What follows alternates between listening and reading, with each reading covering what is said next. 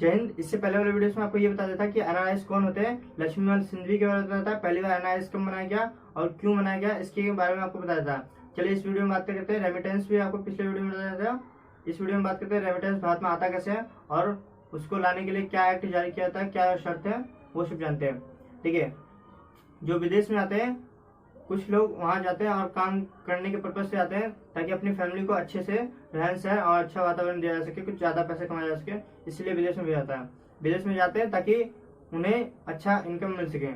आपने कहीं गाना भी सुना होगा कि केकड़ा संग लाड़व सिया अरब गेल हो, तो ये गाना भी है विदेशियों के लिए जारी किया गया था। देखिए, विदेश से जो पैसा आता है वो एक एक्ट है जिसका नाम है the foreigner exchange management act, जिसे शॉर्ट फॉर्म में फेमा एक्ट के नाम से जाना जाता है।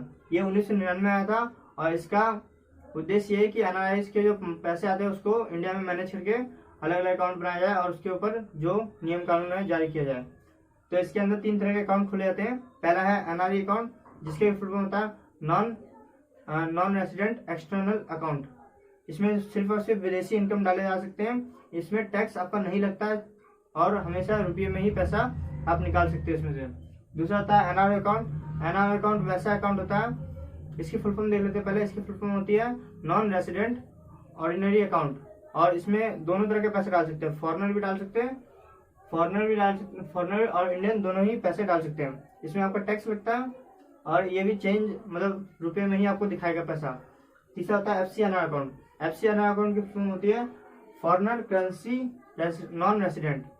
इसमें सेम करेंसी होती है। सेम करेंसी कहने का तात्पर्य यह है कि आप मान लीजिए $1000 डालते हैं तो आपको $1000 में ही पैसा निकालना होगा, आप इंडियन रुपीज में नहीं निकाल सकते हैं। मान लीजिए 1000 रियाल डाले हैं तो 1000 रियाल ही निकाल सकते हैं, ना कि 10,000 रुपये इंडिया में निकाल लीजिएगा। तो ये सेम करेंसी होता है। अब बात होती है इसमें टैक्स की, टैक्स लगेगा या नहीं लगेगा। टैक्स लगने या ना लगने का सिंपल रीजन है, कहीं भी देखेगा ये टैक्स लग रहा है यानी कि वो समझे आपका मूल देश का पैसा, और कहीं टैक्स नहीं लग रहा तो इसका मतलब समझे वो इंडिया का पैसा नहीं है। देखिए, इन दोनों टैक्स लेने का यही उद्देश्य रखा गया था कि इसमें इंडिया का पैसा भी है, इंडिया का पैसा भी डाल सकते हैं, तो इसलिए इसमें टैक्स का प्रावधान रखा गया था। क्योंकि मान लीजिए पीयूष जैन जैसे अभी जो पकड़े गए हैं यूपी में, मान लीजिए करोड़ों रुपए इसमें डाल देंगे, करोड़ों रुपए इसमें डाल देंगे या किसी एक अकाउंट में डाल देंगे अपना खुला के, और कह देंगे कि ये तो विदेश का पैसा है, तो इसलिए ये गवर्नमेंट जो है इसके ऊपर टैक्स का प्रावधान रखती है, जबकि ये पूरी तरह से विदेशी इनकम पे डिपेंड होता है, इसलिए इसमें टैक्स नहीं लिया जाता है। आई होप आपको तीनों अकाउंट समझ में आ गया होगा। चलिए आगे चलते हैं, पासपोर्ट और वीजा में अंतर समझते हैं। देखिए, सबसे पहले जब बात करते हैं पासपोर्ट, इंडियन पासपोर्ट या कोई भी देश का पासपोर्ट एक ऐसा होता है जो कि वहाँ के लोग मतलब एक देश अपने नागरिक को जारी करता है, और एक तरह का ये परमिशन लेटर होता है कि पूरे इंटरनेशनल लेवल पे आप कहीं भी घूम सकते हैं।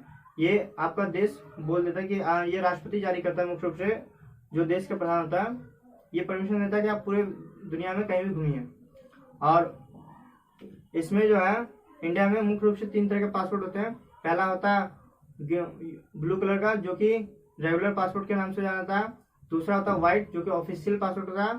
तीसरा होता है मरून कलर का, गाढ़े लाल रंग का होता है, जो कि डिप्लोमेटिक होता है, हाई रैंकर्स को जारी करते हैं। चलिए इसके बारे में एक एक करके चर्चा कर लेते हैं।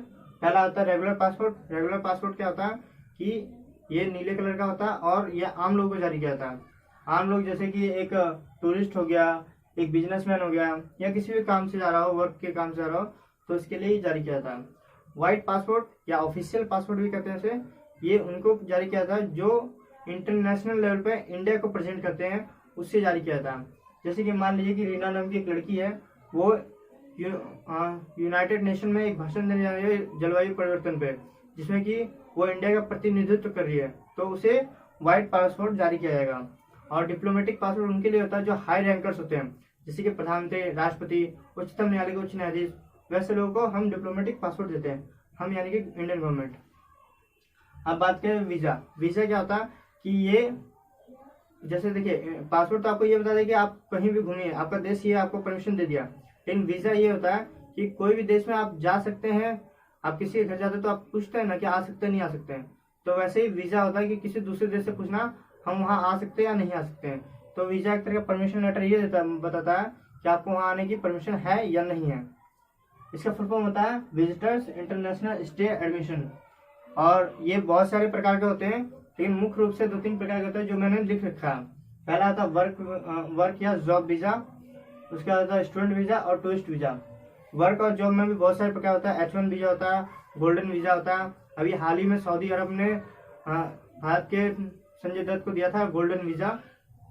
हर एक की अपनी अपनी कैटेगरी होती है और उसका अलग अलग काम होता है। तो बहुत सारे होते हैं, कुछ वीजा लिख रखे हैं। जैसे कि स्टूडेंट वीजा में क्या होता है कि नॉन इमिग्रेंट होता है। इमिग्रेंट वीजा वैसा होता है जो कि आप कोई निश्चित नहीं होता है आप जितने समय तक वहाँ रहिए।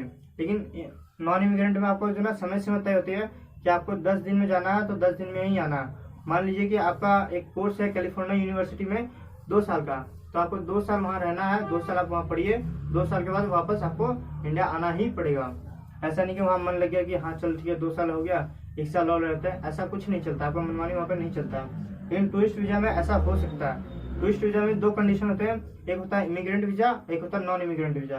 ठीक है, नॉन इमिग्रेंट वीजा बता दिया था, इसमें समय सीमा तय होती है। मान लीजिए आप 10 दिन के लिए जापान जाते हैं तो 10 दिन ही रहिएगा, उसके बाद वापस आपको आना पड़ेगा।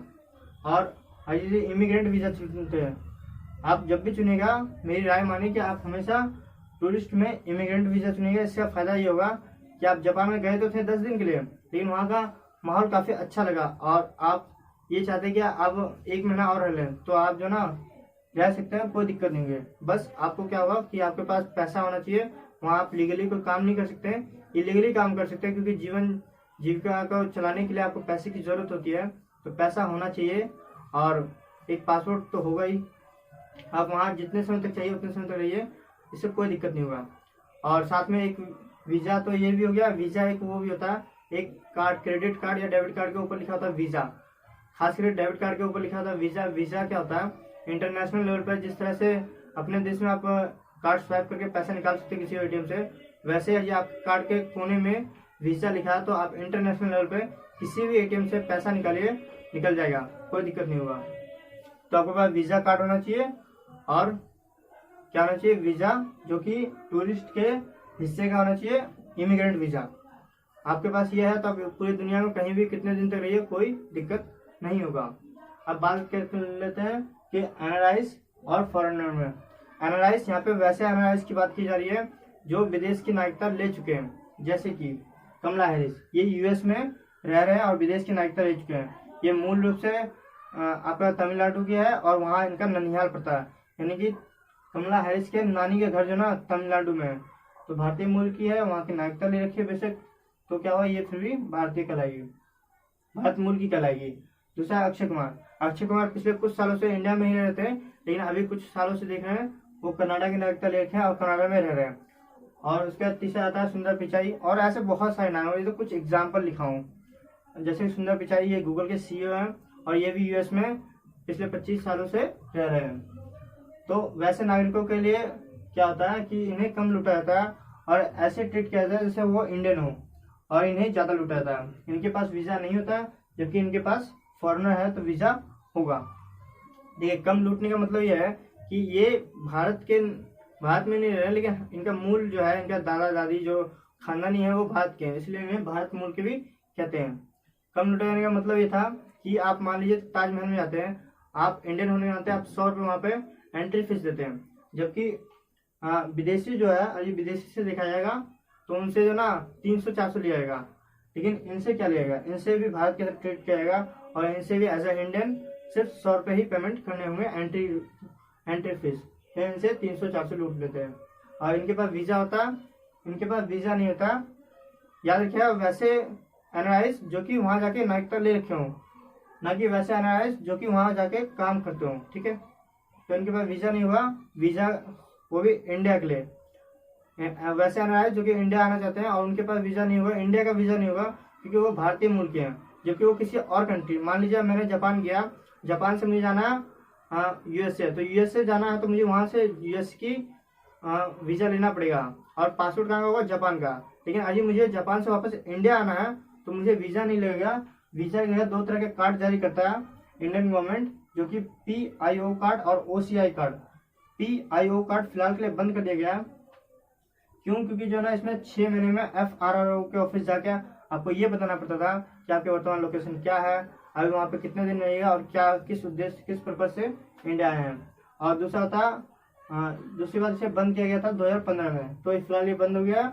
और इसमें एक्सेप्शनल जो है, या अपवाद जो है, वह बांग्लादेश और पाकिस्तान को नहीं दिया था, क्योंकि इसका मिसयूज हो सकता है, इसलिए इन्हें नहीं दिया था। अब OCI कार्ड होता है ओवरसीज सिटीजन ऑफ इंडिया। इसकी शुरुआत 2005 में हुई थी। ये भी वैसे ही काम करता है जैसे PIO का, इसी की जगह ये आया है। और आपके पास बस मतलब मान लीजिए कमला हैरिस इंडिया आना चाहती है, तो US का पासपोर्ट होना चाहिए, और OCI कार्ड इंडिया जारी कर देता है। तो ये दोनों हो तो आप इंडिया में आ सकते हैं। आई होप आपको ये सारा चीज़ क्लियर हो गया होगा। मिलते हैं नेक्स्ट वीडियो में, जब तक के लिए जय हिंद।